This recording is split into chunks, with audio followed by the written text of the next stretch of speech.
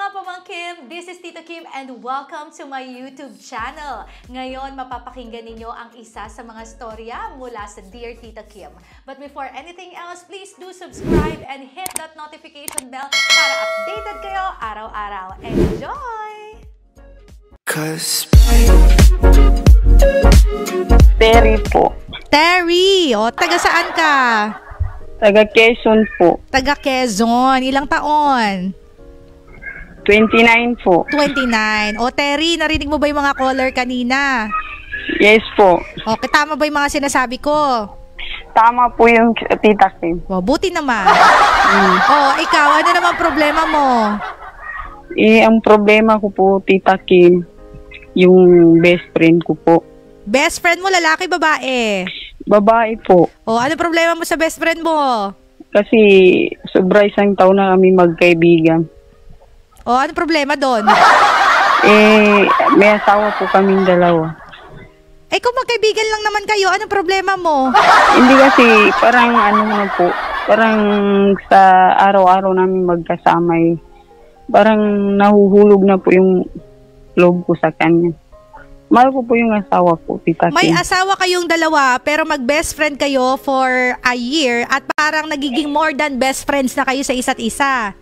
Yes po. Paano mo nasabi na more than best friends na yung nararamdaman ninyo sa isa't isa? Parang iba na po kasi bago ko lang naramdaman nung December 22 po. Nung December 22 may naramdaman kang bigla? Ano yung naramdaman mo? Parang ano po, parang nahuhulog na po yung loob ko sa kanya. Paano mo nasabing nahuhulog na nga ang loob mo sa kanya? Kasi Give parang... me an example. Anong nangyari? Paano mo nasabing parang iba na to parang hindi lang best friend ang tingin ko sa kanya Paano? Paano dumating sa ganon? Ano po, yung parang lahat ng problema niya, sinasabi niya, tapos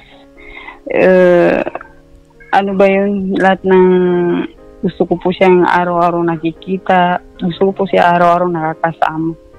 Kahit mali na po. Okay, pero kayo na ba o hindi pa? Hindi po, kasi may asawa po ako.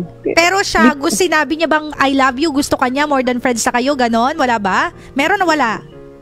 Wala po, pero parang concern po siya sa akin. Pero hindi lang niya sinasabi. Sinasabi ko na rin po sa kanya yung na parang nahuhulog na yung loob ko sa'yo. Para yung pagmamahal ko sa asawa ko, napunta na sa'yo. Ang sagot po niya sa akin, ayaw doon niya makasira ng pamilya. So, teka lang para sa mga bago mga marites natin online, itong si Ate Terry, meron siyang best friend. And then, silang mag-best friend, may mga kanya-kanyang asawa sila. Ngayon, dahil lagi silang magkasama, parang feeling niya na fall in love na sila sa isa't isa na more than friends. Pareha silang babae. Di ba, tama? Yes po. So, ang problema mo ngayon is na fall in love ka na sa kanya at may asawa kayong dalawa. Yes po. Okay. So, ano gusto mo itanong sa akin ngayon? Yun po gusto kong itanong kasi naguguluhan po ako. Mahal po ako ng asawa ko, Tita Kim. Pero ngayon, 5 days na kami hindi nag-uusap yun kasi tinatawagan ko siya. Kina-cancel niya. Tapos tiniksan ko siya na, kung yan ang gusto mo, hindi pagbibigyan kita. Sino ang hindi tumatawag sa iyo? Hindi, wala. Tumawag po ako sa kanya nung nakarang araw. Sino nga ang tinatawagan mo? Yung best friend mo o yung asawa mo? Yung best friend ko po. Okay, so ibig mo sabihin dahil na-fall in love na kayo sa isa't isa, itong best friend mo parang nafe-feel mo na umiiwas na sa'yo? Opo, pero ngayon, 5 araw na po hindi kami mag-uusap. Kaya nga, kasi umiiwas nga sa'yo. So ngayon, ang problema mo is iniiwasan ka na niya. Ang problema ko po ngayon, Tita Kim, paano ko po iwasan? Paano? Para manumbalik na po yung pagsasama namin mag-asawa. Okay. Naintindihan ko na. So, Terry, na-appreciate kita kasi tumawag ka sa Dear Tita Kim and I love it. Gusto kong tumatawag kayo dito kahit nasisermonan kayo, gusto kong tumatawag kayo para kahit paano ba naliliwanagan yung isip natin. Alam nyo, there is a big difference between falling in love romantically and falling in love as a friend. Yes po. Diba? Minsan kasi, feeling natin na fall in love na tayo sa isang tao romantically kailangan maging jowa na natin.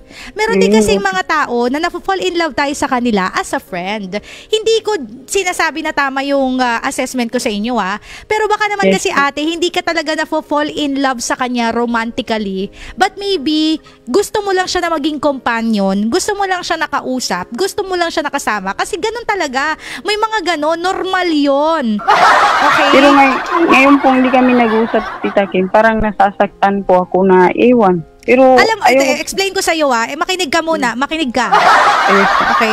Alam nyo, 'di ba kapag may kaibigan tayo, tapos yung kaibigan natin hindi nag-communicate sa atin, yung kaibigan natin hindi tayo kinausap o hindi tayo pinuntahan, 'di ba nasasaktan din tayo?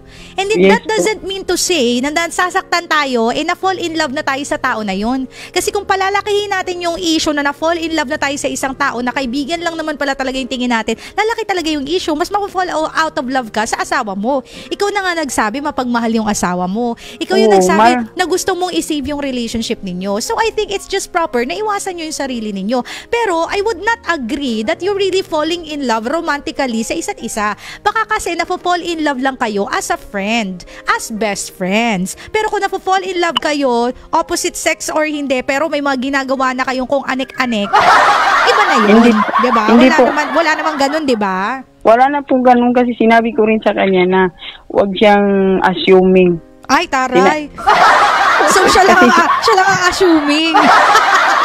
Sinabi ko po yun sa kanya, Tita Kim, kasi ayoko yung sabi ko, inamin ko lang po na parang sabi niya sa akin, naawa lang daw ako sa mga kalagayan niya na sinasabi po niya sa akin, yung mga pinagdadaanan niya. Okay, so ito na lang ang sasabihin ko sa iyo, Terry, at sa lahat ng may mga same situation. Hanggat maaari, umiwas kayo sa mga tao na kahuhulugan ninyo ng loob if you are already in a commitment. Kasi sabi ko nga, mas malakas ang proximity kaysa sa pagmamahal. In a sense kasi pag mas malapit ka doon sa tao, pag lagi mo nakakausap yung tao, lagi mong nako-communicate, lagi mong nakakasama, ang tendency na fall in love ka talaga kahit sabihin mong may mahal ka, 'di ba, sa abroad o sa ibang lugar o kahit asawa mo pa yan. Pero kung may mas nakakasama kang ibang tao, ang tendency fall in love ka talaga. So kung alam mo na ngayon, may cue ka na ngayon na na-fall in love ka na nga sa tao na ito, kailangan mo nang iwasan. Iwasan mo na ngayon na, kasi sayang minsan lang tayo makakita, minsan lang tayo makaranas ng isang relasyon na mahal ka ng asawa mo. Tapos gagawin mo yung ganun, di ba? Yun ang ginagawa ko, Tita Kim, hindi ko na po siya pati sa yung mga post niya, mga share niya po ng mga ugot, hindi ko na po siya Mga hugot. Opo. O di, congrats sa'yo. Kasi mahal ko po ang asawa ko. Yes. Mahal din ako ng asawa ko. Oo. Pag nakakita na kayo ng mga loyal na tao, ng mga mapagmahal na tao, mahalin nyo naman ang totoo. Yung iba nga, kahit anong hanap, di makakita. Mahal ko po talaga ang asawa ko mula pa nun. Pero nung lagi na po kami magkasama ng best friend ko, parang nahuhulog na po yung loob ko. Parang, yes. Kaya nga, kasama ko yung asawa ko, siya po ang hinahanap ko. Oo. So, iwasan mo na, ha? So, habang iniiwasan mo yan, mawawala din naman yan, sigurado ako. At mas ma-appreciate mo yung asawa mo. I-appreciate mo yung asawa mo. And mag-date kayo ng asawa mo. Para mas mapag-igting ang inyong relasyon. So, congrats sa'yo. Anong gusto mong sabihin doon sa best friend mo kung sakaling nakikinig siya ngayon? Kung sakaling nakikinig siya, dapat hindi muna kami mag-usap hanggang sa makalimutan ko yung nararamdaman ko sa kanya. Kasi mahal ko po ang asawa ko sa totoo lang. Kung paano kung siya yung totoong mamahalin ko, wala kami magagawa. Wala kaming future na maganda. Yes. Perfect. Okay, kasi, so, ano pa? Kasi yung asawa niya naman po, ang dami niyang problema dun sa asawa niya. Ay, hayaan mo siya. Mag-asawa sila. Huwag tayo masyadong nakikialam sa buhay ng iba. Yun na nga po, Tita Kim. Kaya ngayon, nung hindi niya sinasagot yung tawag ko, sabi ko, yun ang sinabi ko na gusto ko po ng space ngayon. Magkapag-isip-isip. Right. We need space to think. So anyway, congrats sa iyo, Ate Terry. Believe naman ako sa iyo kasi alam mo lang ang gagawin mo at talagang iniingatan mo ang relasyon mo sa iyong asawa. That's good. Perfect. Congrats. Okay? Pagpatuloy mo na lang yan, okay? Salamat po, Tita Kim. Salamat, Ate Terry. I love you. I love you too. Yes. Yan. watching! Again, don't forget to subscribe dito sa aking YouTube channel and follow me on my social media accounts.